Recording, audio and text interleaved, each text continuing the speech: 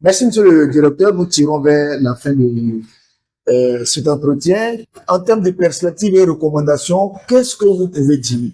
Si on se met d'accord sur le rôle de ces alliances-là, c'est de savoir comment les utiliser dans un monde. Et on a besoin des sociologues, on a besoin des ethnologues et on a besoin des juristes.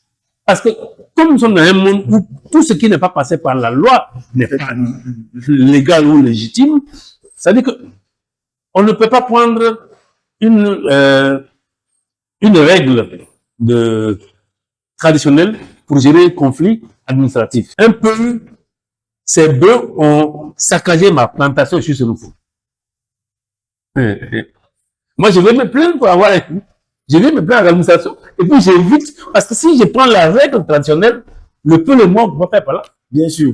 On va se parler, mais on va s'entendre. Mais quand je viens là-bas, je veux qu'on me dédommage. J'ai fait dommage et intérêt. Donc, il faut l'enseigner. Enseigner ne veut pas dire forcément à l'école. C'est pas tout ce qu'on apprend à l'école qu'on peut utiliser. Mais il faut sensibiliser, n'est pas le terme. Je veux dire, il faut faire connaître.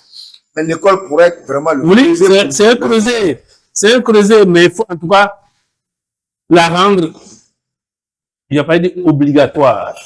La connaissance obligatoire, quel que soit le moment de l'école, primaire, secondaire, ou supérieur, ou même, comme on fait pour le service, à un moment on faisait pour le service, avant d'être fonctionnaire en Côte d'Ivoire, il fut un temps où, quelle que soit la fonction que tu vas occuper, tu vas faire 3 mois de service militaire d'abord. Arrêtez un peu avant que moi je commence à travailler, dans les années 82-83. Sinon, jusqu'à 81-82, avant d'être fonctionnaire dans avoir un rôle dans l'administration, il fallait passer, au moins tu connais les règles, comment fonctionne un État sur le plan militaire. Donc, je pense que, il n'a pas dit qu'il faut faire ça, mais il faut trouver, avec la Chambre des rois, trouver des mécanismes, mais avec aussi les juristes et l'Assemblée nationale et le Sénat, donner une légitimité à ces règles. On pourra ajouter aussi la société civile. Mais justement, quand on parle, c'est la société civile qui lève le lien. Il y avait un mécanisme pour désigner les chefs de village, pour désigner les rois, que ce soit chez les Agnis, chez les Ghanéens, mais il y a d'autres, comme le système n'existait pas comme ça, on dit on n'a qu'à élire. Mais c'est plus démocratique, l'élection. Oui, mais si la démocratie fait plus de tort que la tradition ne le faisait, voyons ce qui est bon pour nous. On parle de démocratie, mais je ne voulais pas entrer dans des politiques. Je veux dire que un chef qu'on nomme et puis on n'a pas tué quelqu'un, vaut mieux qu'un chef qu'on élite, puis on a tué quelqu'un pour l'élire. C'est ça. C'est ce que je voulais dire. Donc, il faut que ces règles-là soient connues, qu'on les fasse connaître. Mais comment? Mais ces règles-là, c'est compliqué puisqu'on a une compilation de plusieurs origines. Ces règles-là s'appliquent et se respectent par ceux qui les ont créées et ceux qui vivent dedans. Même si les plus jeunes d'aujourd'hui, qu'ils soient Koyaka, ils entendent parler d'alliance, ils savent qu'on peut présenter entre nous. Mais quand il y a un problème foncier, quand il y a un problème, foncier veut dire terme, mais ça veut dire fondamental aussi. Quand il a un problème avec sa femme, il ne peut pas savoir que s'il appelle un allié, il peut venir régler la problème. Et surtout, la femme peut ne pas savoir que si l'allié intervient, elle doit, on est dans un monde où si tu parles, je parle. J'ai les mêmes droits. Donc, encore une fois, moi je pense que, comme tu l'as si bien dit, la société civile doit commencer à faire du bruit autour de ça. Ça reste trop dans les mains de ceux qui le vivent. Et ça devient un truc sectaire. À un moment, j'ai voulu, en tant qu'artiste, créer une plateforme d'alliance. C'est-à-dire, je prends des artistes plasticiens, des artistes musiciens, des artistes de plusieurs domaines, mais qui soient d'ethnies différentes. Et je crée une sorte de festival. Je l'ai fait en 2003. Et quand je l'ai fait en 2003, le ministre de la Réconciliation nationale s'appelait Dano Guigué. Ahmed Bakayoko était ministre de NTIC. Amadou Gro était ministre de l'Agriculture. Mabri Touaké, c'était ministre, je ne me rappelle plus de quoi. Quoi, c'est l'enseignement supérieur et tout ça. Et Zemogo Fofana.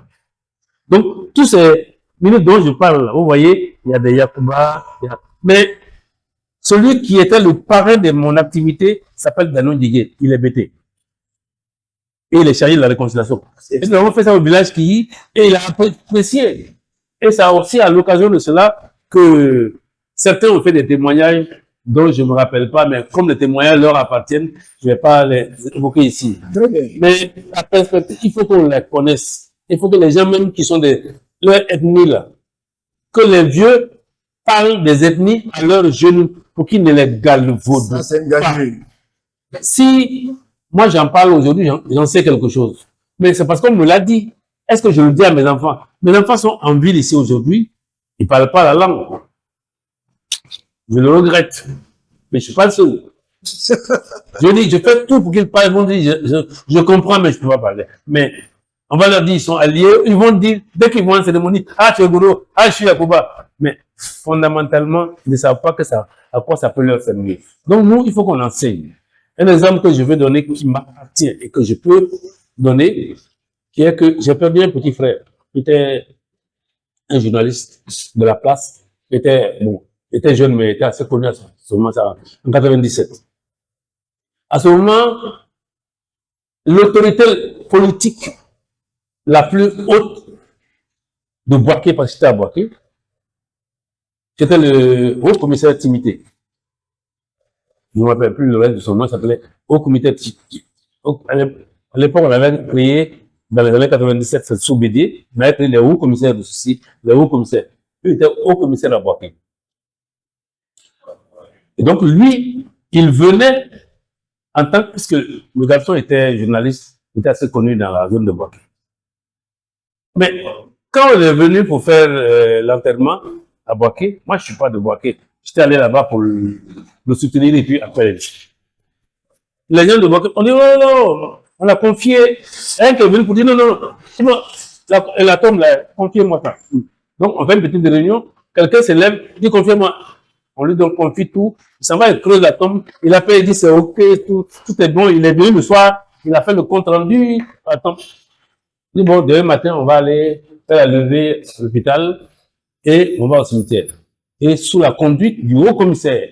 Donc on a fait la levée. Puis on a fait une sorte de procession pour aller au cimetière. Si tu connais un peu Boaké, tu vois, c'est l'idée. On arrive au cimetière, on ne sait pas où est la tombe. Donc celui qui a creusé la tombe a disparu. On demande, le gardien dit, ah, on ne l'a pas encore vu depuis le matin. Mais lui, il ne sait pas où il a creusé la tombe. Le commissaire a arrêté. On s'est rendu compte que celui qui est venu se proposer est Koyaka. Donc, quand il a vu que tout le monde est arrêté et que le haut commissaire est un Koyaka, il est venu. Et il a fait dire au haut commissaire que c'est lui qui a bloqué et le haut commissaire, c'est lui qui nous a dit, mais vous êtes bête.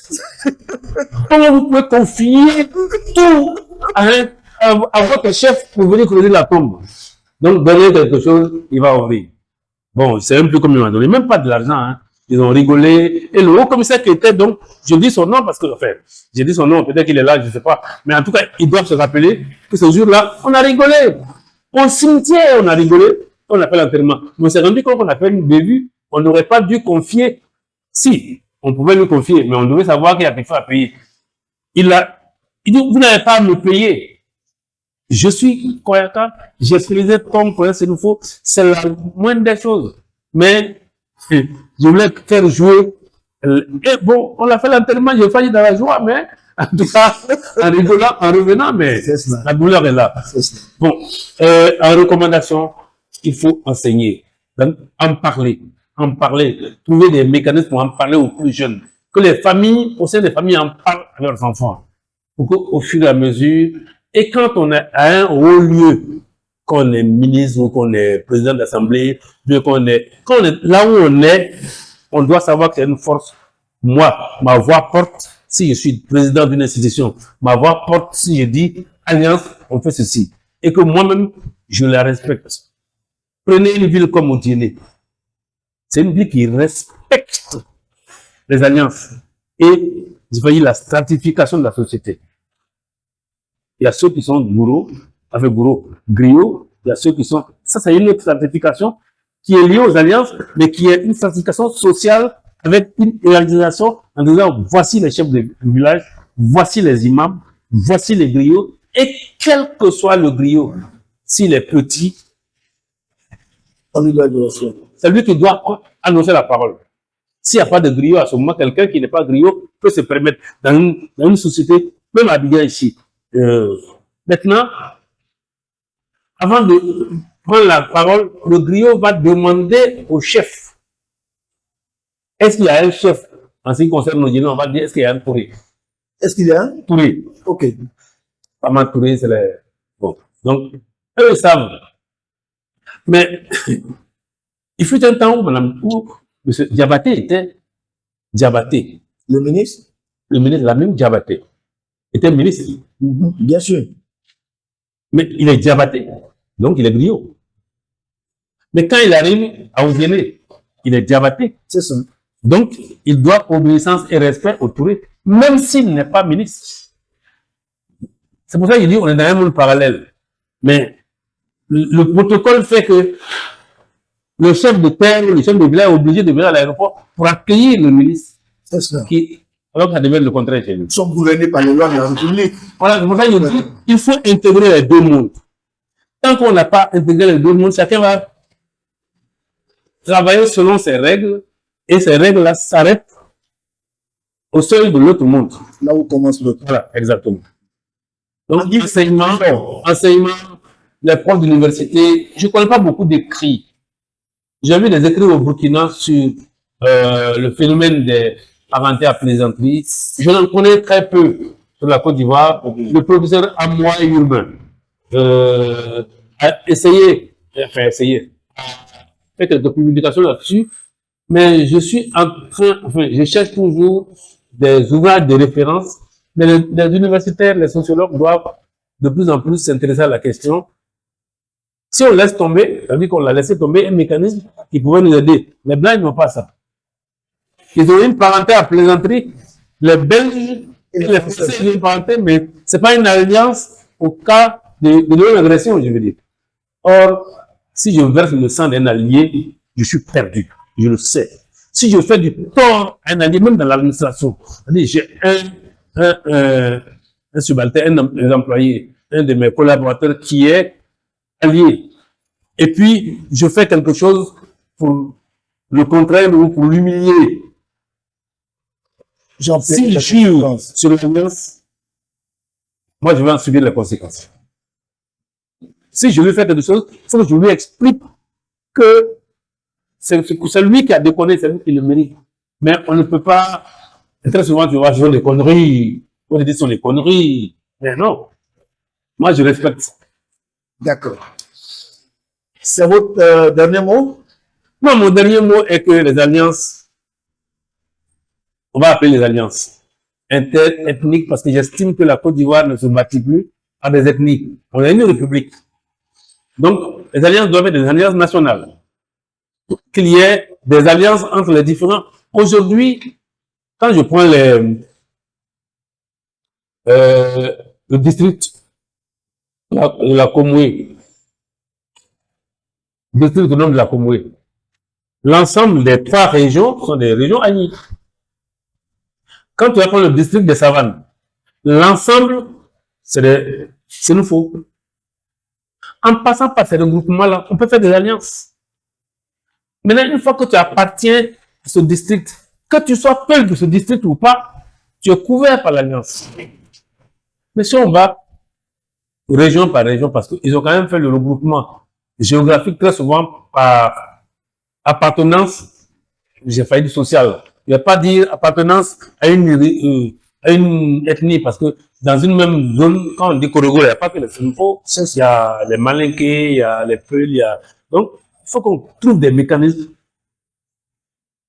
De la même façon que tous les Ivoiriens savent que c'est pas bon pour la Côte d'Ivoire de ne pas avoir une langue nationale. Tout le monde le sait. Personne ne prend l'engagement d'arriver plus loin. Les universitaires ont fait des études.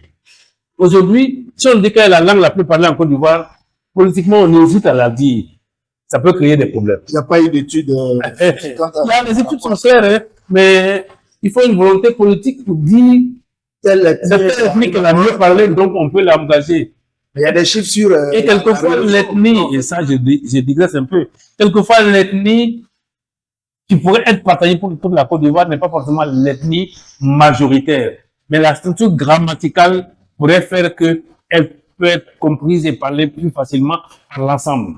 Mais si on ne la fait pas, on est là, au bout de combien d'années d'indépendance, 2 Ivoiriens, tout le monde sait ça, 2 Ivoiriens en France parleront français. Merci, monsieur.